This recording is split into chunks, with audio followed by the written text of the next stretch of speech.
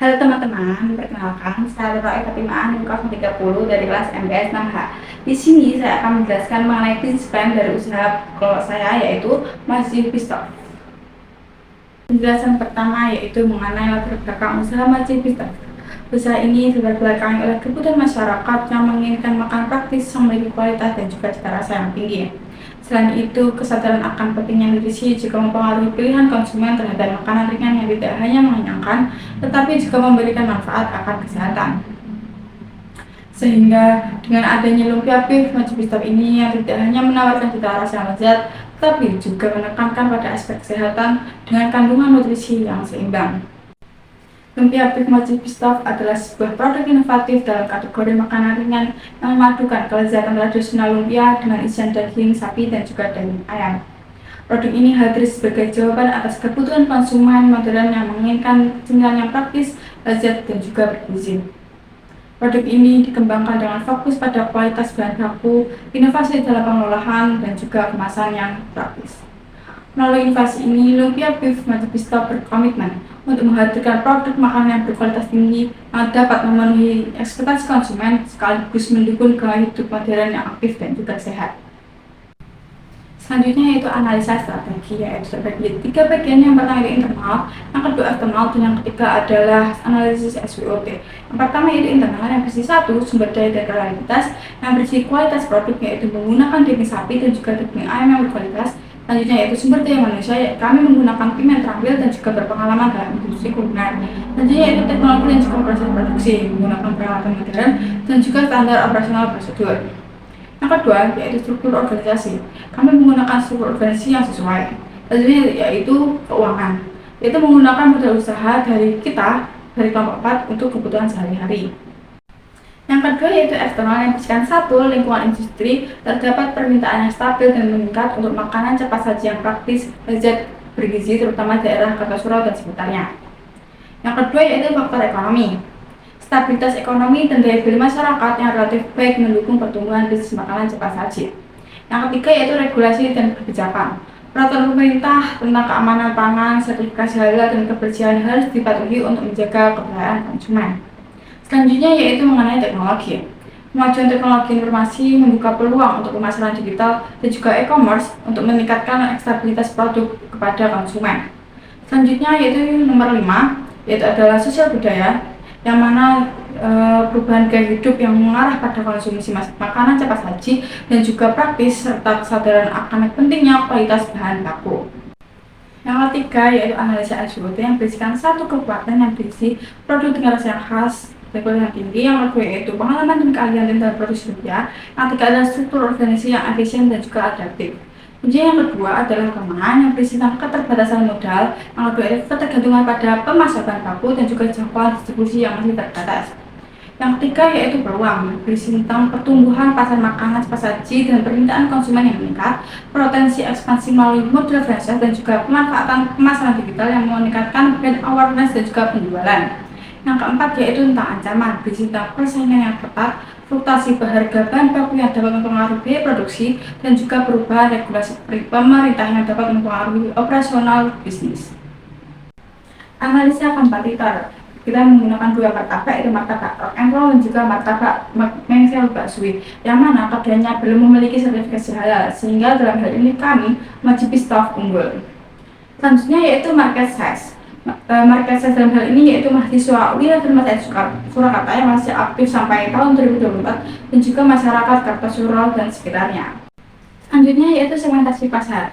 Masjid Pistol menerapkan strategi segmentasi yang cermat untuk menjangkau target pasar yang tepat dan juga memaksimalkan potensi bisnisnya. Berdasarkan analisa demografis, Masjid Pistol mengidentifikasi beberapa segmen pelanggan utama, yaitu laki-laki dan perempuan dengan usia 15-40 tahun, dengan pendapatan bawah, menengah, dan juga atas. Masjid Pistol sendiri juga menerapkan segmentasi psikografis untuk memahami perilaku dan juga gaya hidup pelanggan. Selanjutnya yaitu menerapkan segmentasi geografis, di mana menargetkan untuk area Kartosuro. Selanjutnya yaitu target pasar. Masjid Pistol sendiri menargetkan pasarnya yaitu remaja dan juga dewasa di area Kartosuro, khususnya yaitu UIN Negeri Mas Said, Surakarta. didapatkannya pelanggan seorang mahasiswa dengan usia mulai dari 19 hingga 25 tahun, di mana mereka menyukai makanan yang praktis, gurih, dan juga mengenyangkan.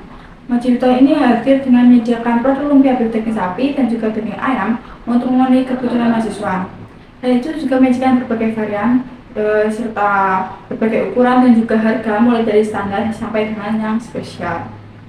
Selanjutnya yaitu marketing mix. Yang pertama yaitu produk lumpia beef itu diproduksi oleh Mochi Beef Tough yang terbuat dari bahan yang berkualitas serta terbuat dari berbagai varian yang sudah mempunyai NIB dan juga bersertifikat halal MUI, serta varian produk dari Mochi Beef Tough yang terdiri dari lumpia beef isi daging sapi dan juga daging ayam dengan varian yang original, pedas, mozzarella, kornet, dan juga telur asin. Agar menarik antusiasme pelanggan, lumpia beef dengan dikemas packaging yang menarik. Selanjutnya yaitu harga. Mochi Beef Tough ini memberikan harga yang terjangkau sesuai dengan kantong mahasiswa, yaitu setiap porsinya dibanderol dengan harga 15 hingga 30 ribu rupiah. Yang ketiga yaitu promosi. Mochi Beef Tough ini memberikan promosi penjualan dengan menyediakan paket hemat dan juga paket sultan. Yang dalam pemasaran juga melakukan periklanan yang mana menggunakan Instagram Ads, TikTok Ads, dan juga WhatsApp Ads. Yang pada awal-awal usaha ini melakukan penyebaran brosur untuk dikenal oleh pelanggan. Selanjutnya yaitu flash atau saluran. Mochi Beef Tough ini memilih lingkungan UIN dan Mas Aid Surakarta sebagai lokasi yang strategis dan juga target pasar yang luas.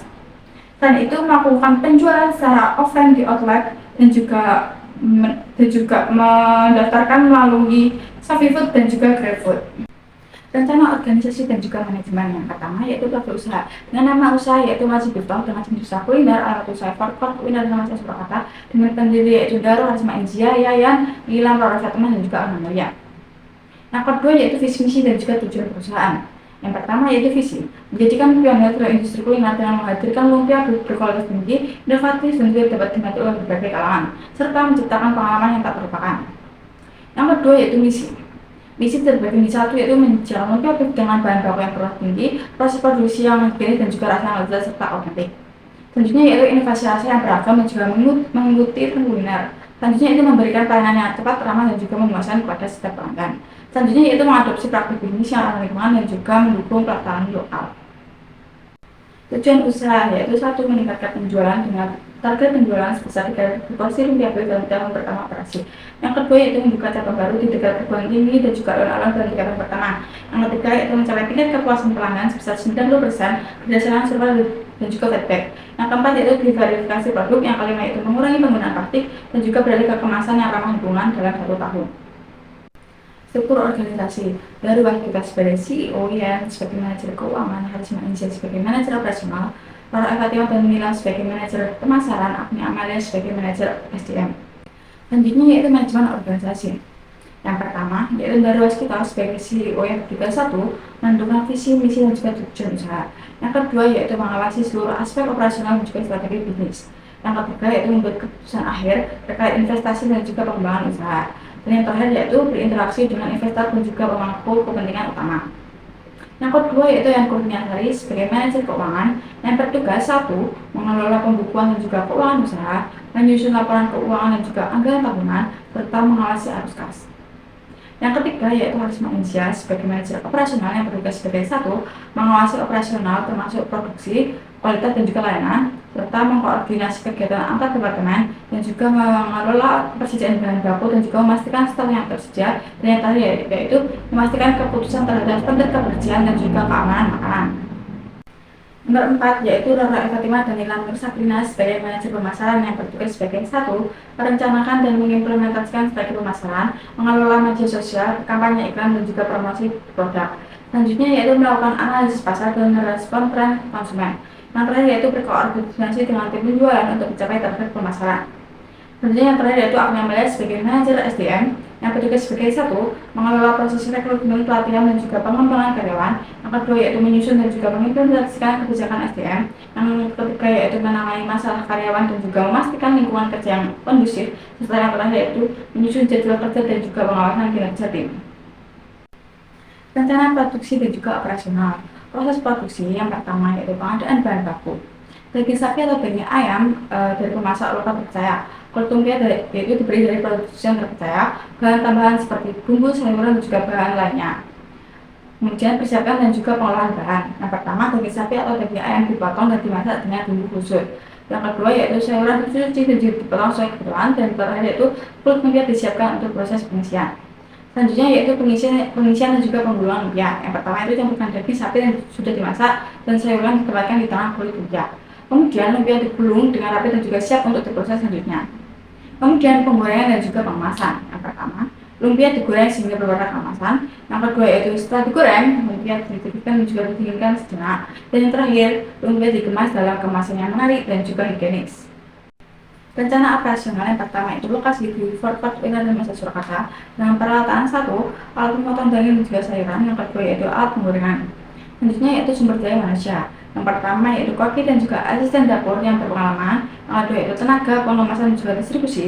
Yang ketiga yaitu staf administrasi untuk pengelolaan keuangan dan juga pemasaran. Selanjutnya yaitu jadwal produksi, yang mana produksi ini dilakukan oleh setiap hari. Distribusi dan juga pemasaran. Yang pertama itu penjualan langsung di Forkot, UIN, dan juga pusat keramaian. Yang kedua yaitu penjualan online, yaitu melalui platform e-commerce dan sosial media, serta layanan pesan antar via aplikasi food delivery. Pengawasan kualitas untuk memastikan kualitas dan juga keamanan produk dengan langkah-langkah sebagai berikut. Yang pertama yaitu pengujian bahan baku sebelum digunakan. Yang kedua yaitu pengawasan ketat selama proses produksi, dan yang terakhir adalah pengecekan akhir sebelum kemasan. Evaluasi dan pengembangan. Secara berkala, evaluasi dilakukan untuk mengukur kinerja produksi dan juga operasional. Berdasarkan hasil evaluasi, langkah-langkah pengembangan dan juga perbaikan dilakukan untuk meningkatkan efisiensi dan juga kualitas produk. Dengan rencana produksi dan juga operasional yang matang, kontributor diharapkan dapat memenuhi permintaan pasar dan juga tumbuh menjadi bisnis yang sukses serta berkelanjutan. Keuangan. Satu yaitu analisa kebutuhan modal kerja sejumlah 4 juta, analisa biaya bahan baku sejumlah 9.500 dengan harga 1 bulan yaitu 3.300.000. Yang ketiga yaitu semak beef ayam dan sapi dengan harga 1 bulan yaitu 7.800.000. Yang keempat yaitu biaya overhead pabrik yaitu 46.000 dengan harga 1 bulan yaitu 1.350.000. Selanjutnya yaitu bantuan HPP dengan varian ayam yaitu 5.000, varian sapi yaitu 6.500. Kemudian analisis pendapatan bersih per hari itu 127.500, per bulan yaitu 3.825.000, dan per tahun yaitu 45.900. Dengan PP 3 tahun 4 bulan, untuk PEP ayam itu 16 juta per tahun dan 1.300.000 sekian per bulan, dan PP sapi 14 juta sekian per tahun dan juga 1.234 sekian per bulan. Model bisnis kanvas yang pertama yaitu partnership. Yang pertama yaitu pemasok bahan baku, yang kedua yaitu platform e-commerce dan juga pengiriman, yang ketiga yaitu kafe, restoran, juga tempat kuliner lainnya, yang keempat yaitu influencer kuliner juga blogger untuk promosi produk. Yang kedua yaitu kayak aktivis. Yang pertama yaitu pengembangan juga inovasi produk secara berkala, yang kedua yaitu produksi juga pengawasan produk, yang ketiga yaitu pemasaran dan juga promosi, yang keempat yaitu distribusi produk ke berbagai saluran penjualan. Kemudian yang ketiga yaitu kayak resort. Yang pertama yaitu resep dan juga teknik pembuatan lumpia beef Mojokerto. Yang kedua yaitu tim produksi yang terlatih. Yang ketiga yaitu pemasok bahan baku. Yang keempat yaitu platform pemasaran yaitu penjualan online dan juga offline. Kajian nomor 4 yaitu value proposition.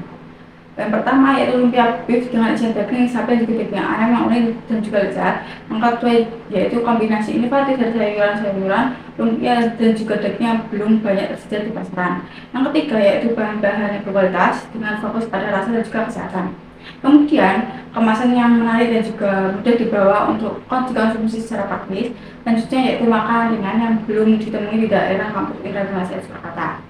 Kemudian yang kelima yaitu customer relationship dengan 1 yaitu program loyalitas untuk pelanggan tetap. Yang kedua yaitu interaksi aktif melalui media sosial untuk membangun komunitas penggemar. Yang ketiga yaitu layanan pelanggan untuk responsif dan juga ramah. Yang selanjutnya yaitu konten edukasi dan juga inspirasi tentang resep dan juga penggunaan produk melalui blog atau vlog. Yang keenam yaitu channel.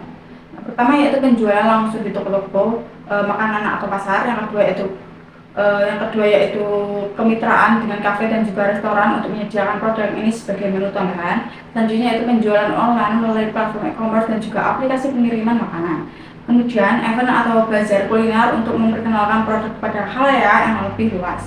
Kemudian nomor 7 yaitu customer segment. Yang pertama yaitu pencinta kuliner yang mencari makanan yang inovatif. Yang kedua yaitu pelanggan yang menginginkan variasi makanan sehat dan juga praktis. Yang ketiga yaitu generasi muda yang tertarik dengan makanan yang unik dan juga tren. Kemudian yang nomor 8 yaitu cost struktur atau struktur biaya. Yang pertama yaitu biaya bahan baku dan juga produksi. Yang kedua yaitu biaya pemasaran dan juga promosi. Yang ketiga yaitu biaya distribusi dan juga logistik. Yang keempat yaitu biaya pengembangan juga produksi dan inovasi. Kemudian yang terakhir yaitu revenue stream atau aliran pendapatan.